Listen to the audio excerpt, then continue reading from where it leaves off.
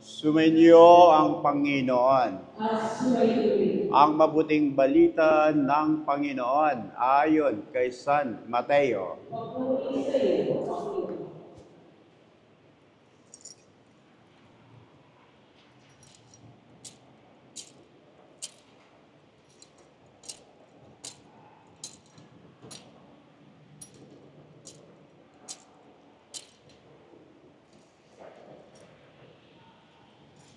Noong panahong iyon, sinabi ni Jesus sa kanyang mga lagad, "Kung magkasala sa iyo ang kapatid mo, puntahan mo siya at kausapin ang sarilinan.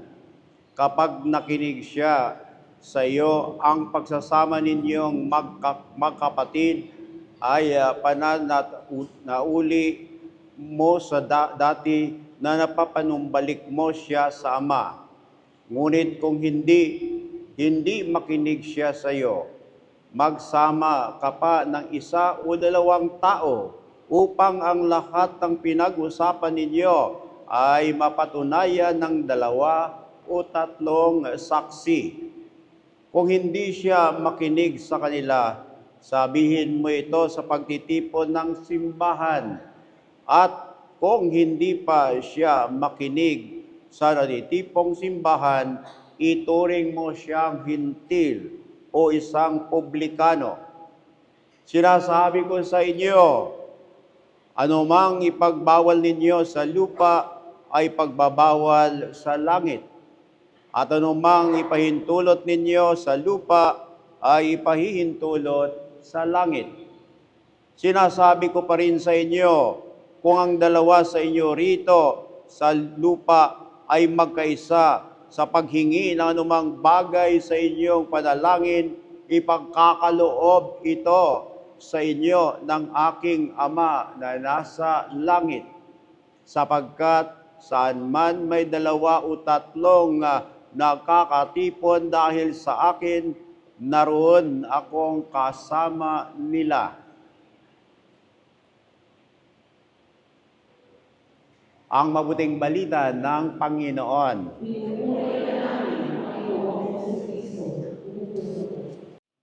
Magandang gabi po sa inyong lahat.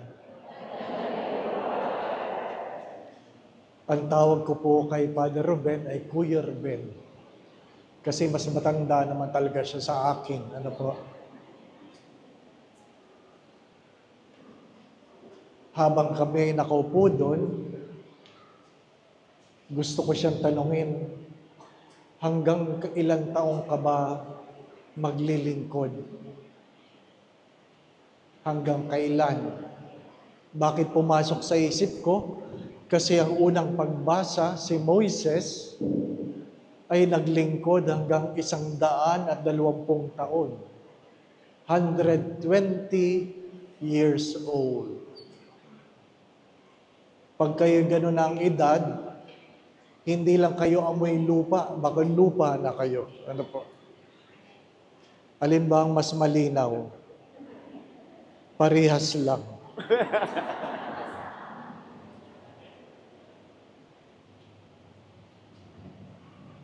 Hanggang kailan nyo gusto dito sa lupang ito?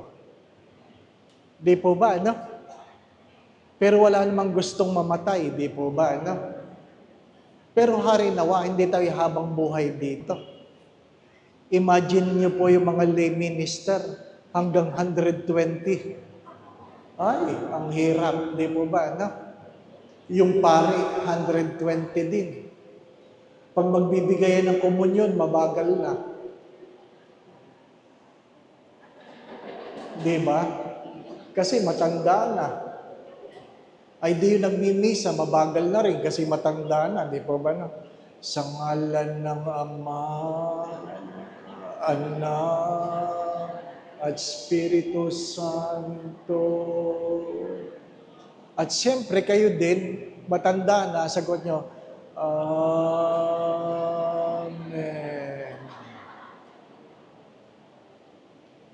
Ang aking pong tanong ay, tanggap ba natin? Ikalawa, meron ba tayong may pagmamalaki Ano po ang alalahanin ng mga tao tungkol sa atin? Minsan po nagbigay po ako ng retreats sa Palawan at bago ako bumalik sa Maynila, akin pong pinuntahan ang lugar kung saan naglingkod si San Ezekiel Moreno. Pinuntahan ko. Sinilip ko yung balon na kung saan doon sumasalok ang mga tao na may sakit at ang balon na yon, ang tubig sa balon na yon ay nagpapagaling. Ngunit nung ako'y pumunta, madumi na ang tubig. Habang tinitingnan ko yung balon, tinatanong ko ang sarili ko, sasalok ba ako dito? Di po ba, ano? Parang kailangan ko ng malaking pananampalataya kung kailangan ko sumalok. Di po ba, ano? Pero, gaano man kadumi ang tubig, kung gagamitin ng Diyos, walang imposible. Gaano man katanda si Moises, dahil ginamit ng Diyos, hindi imposible. Gaano man kadumi ang ilog Horda, doon bininyagan si Jesus, doon pinagaling sina Ama na may keto, walang imposible. Kaya nga, ang ating patron ay isang misyonero, taglay ang tatlong katangian. Pananampalataya, pag-asa, paglilingkod. Yan po ang inyong tema, hindi po ba? Pananampalataya, pag-asa, paglilingkod.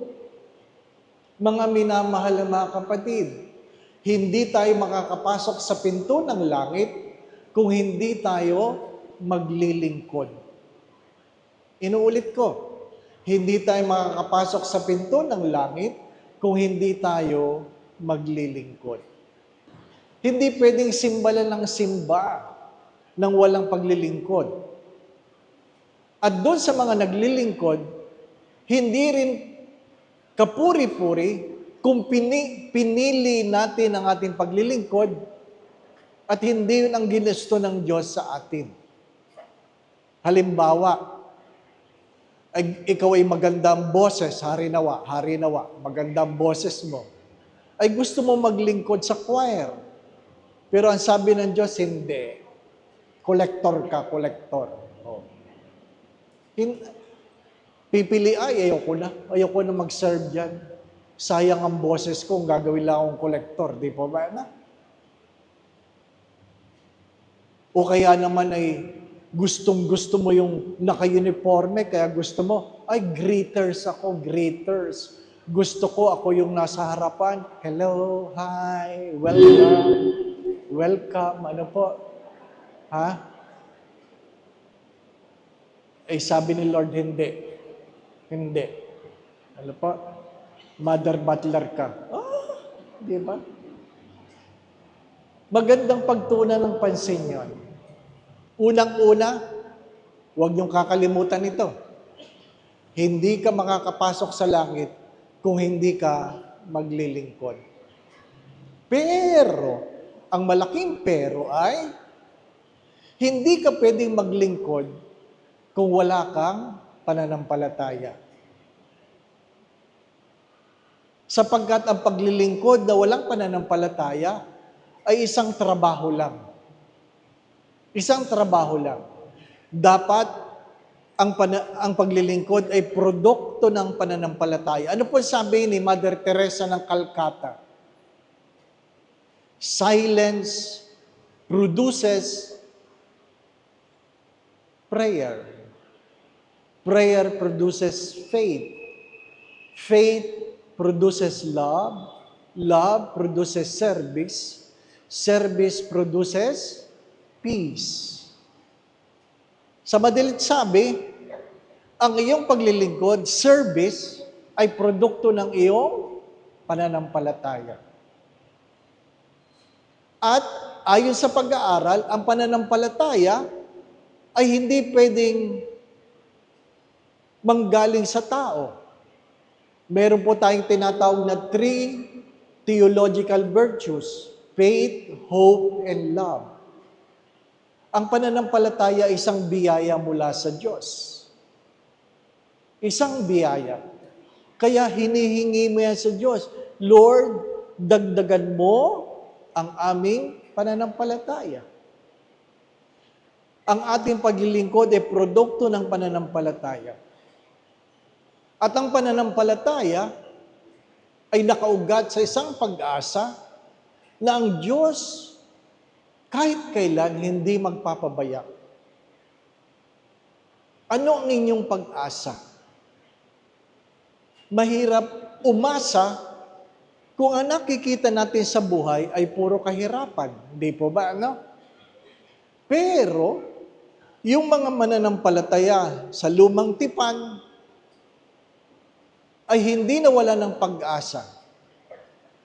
Ang mga baog ay nanganak, ang mga pilay ay nakakalakad, ang mga may sakit ay gumagaling. Ano pa? Hindi sila nawawala ng pag-asa. Kaya kahit gaano kahirap ang buhay, ang ating patron ay patron ng mga may cancer. Sa gitna ng kanyang cancer, hindi siya nawala ng pag-asa. Hindi siya nawala ng pag-asa. Mga minamahal na mga kapatid, kung napapansin ninyo, hindi kayo nagbibigay, hindi dahil wala kayo. Hindi kayo nagbibigay dahil wala kayong pag-asa na ibabalik sa inyo ang inyong mga binibigay. Hindi po ba? Hello? Hindi tayo nagbibigay, hindi dahil wala tayo. Kundi hindi tayo naniniwala na ibabalik sa atin ang ating mga ibinibigay. Hindi tayo naglilingkod kasi hindi tayo naniniwala o wala tayong pag-asa na susuklian ng Diyos ang ating mga paglilingkod.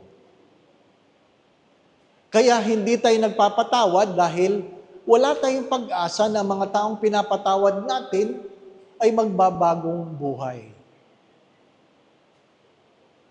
Kaya nga, yung mga matulungin, nadadala. Bakit mo binibigyan yan? Nakakaawa eh. Hindi po ba, ano? Bakit mo binibigyan yan? Nakakaawa eh. Pagdating ng araw, o ba't hindi mo na binibigyan? Nakakainis na. Nawalan ka na ng pag-asa. Marami sa atin, walang pag-asa sa asawa. Nawala na ng pag-asa sa asawa.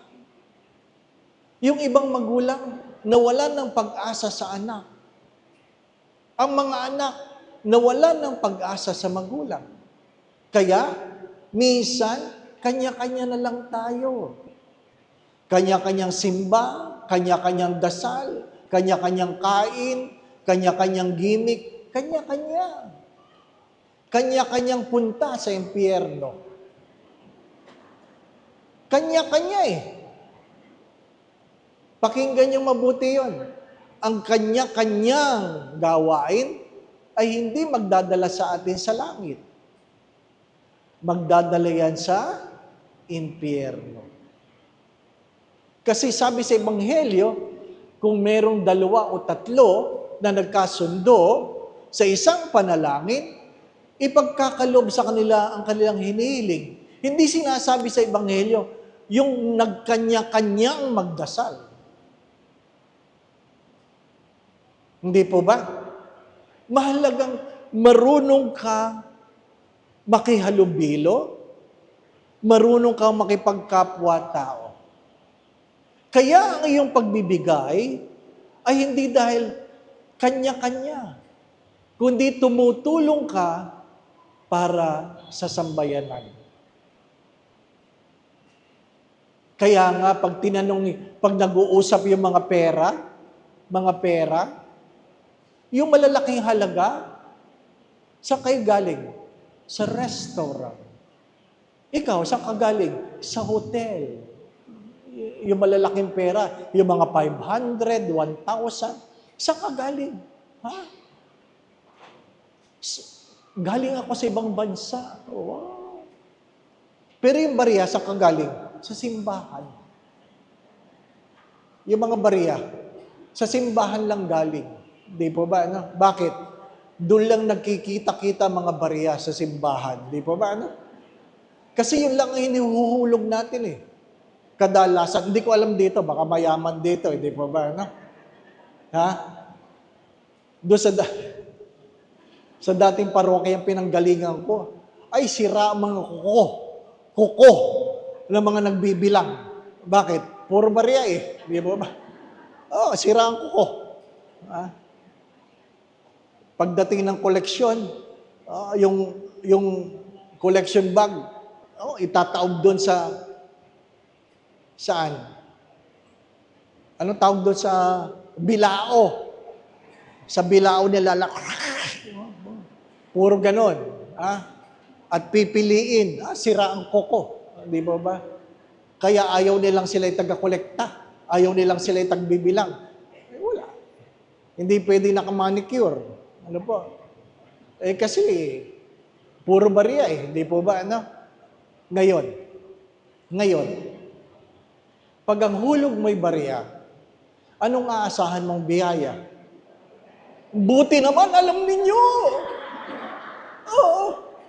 Buti naman alam ninyo. Sapagkat kung ano ang iyong tinanim, yan ang iyong aanihin. Kung ikaw ay madamot sa iyong kapwa, makakaasa ka bang tutulungan ka pagdating ng araw? Hindi. Mga minamahal na mga kapatid, anong itinuturo ng ating patron? Mabuhay ka sa pananampalataya. Na kung anuman ang iyong ibibigay, anuman ang iyong paglilingkod, anuman ang iyong gagawin, hindi ka umaasa sa tao, kundi sa Diyos na pinagmumulan ng lahat ng biyaya. Nakakatakot yan. Sapagkat sadyang ang mundong ito ay mandaraya. Kasi tayo mga Pilipino, alam natin yung kasabihan, ibigay mo ang palad, kukunin ang siko. Ibigay mo ang siko, kukunin ang braso. Ibigay mo ang braso, kakagatin ang leeg mo. Kaya ayaw mo nang magbigay. Marami sa atin ang nadala na. Hindi po ba, ano? Pagkatapos ko magmisa, palabas na ako ng simbahan. Sinalubong ako, Father, tulungan mo ako. May sakit ang anak ko. May dalang mga prescription.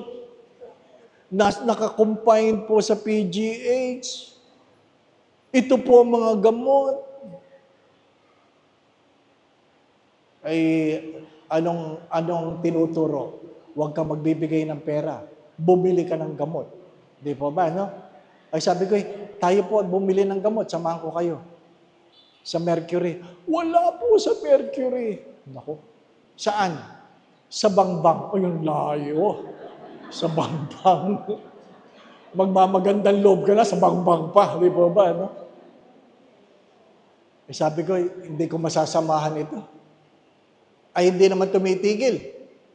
Hindi kinuha ko yung stipend, 500. Binigay ko. Ito, tulong. Pagbukas niya, kulang ito, Father, kulang. Hindi dinagdagan mo, di po ba, no? Dinagdagan mo. Tuloy na ako sa parking. Nung nakaupo na ako sa sasakyan, sabi ko, parang naloko ako. Parang naloko ako. Ay, di bumalik ako sa simbahan. Sabi ko, sandali lang. Sabi ng sekretary, bakit po, Father? Makikitawag lang ako. Anong number ng PGH? Tinawagan ko yung PGH. Alam ko yung ward. Tapos, naalala ko yung pangalan ng bata. Sinagot ako. Sa ganito bang ward ito? Sa Pico? Opo. Si Father David, opo. Kumusta na ang kalagayan ng ganitong pasyente? Ay, naloko kayo, Father. Hindi mo lang tinanong, hindi mo lang sinabing kung may pasyenteng gano'n. Ibig sabihin, hindi lang ako naloko, marami kami, di ba ba na? Yun ang konsuelo. At least hindi lang ako ang tanga, di ba ba na? Oh. Ay, di malungkot ako. Naloko ako eh. Pero ano sabi ng butihing obispo? Hayaan mo. Magpaloko ka minsan. Huwag mo lang dadalasan. Di ba? Sapagkat kung ano man ang kinuha sa iyo ng maling paraan, ibabalik sa iyo. Pero kung tama ang dahilan, ibabalik pa rin sa iyo. Mga minamahal na mga kapatid, pag-asa, pananampalataya, paglilingkod. Hanggang kailan? Hanggang kamatayan. Umabot ka man ng 120, pagdadasal ko, hari nawa. Nanay, umabot ka ng 120. Di ba ba? Hari nawa. Bumurahin nyo na ako pagdating ng araw. Walang hiyang pari yan. Ang hirap pala ng 100. Di ba ba? Na? Pag matanda ka na, di ba ba? Na? Di ba? Ang hirap na. Di ba? Pero sana hindi ka nawawalan ng pag-asa.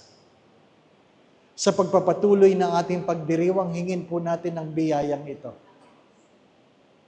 Na alam natin, anuman ang kabutihan, ganuman kaliit, ay palaging sinusuklian ng biyaya ng Diyos. Amen. Magsitayo po tayo. Tinatanong ko ni Kuya Ruben kung ako daw ay nagutom.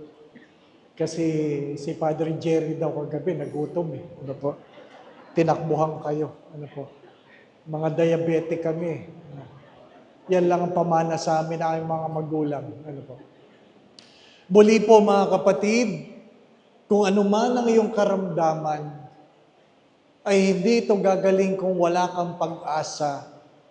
Dahil ang pag-asa ay nakaugat sa pananampalataya. Kung ikaw ay may pananampalataya, anuman ang iyong paglilingkod, anuman ang iyong pagbibigay, ay meron kang pag-asa na ito'y susuklian ng pagpapala.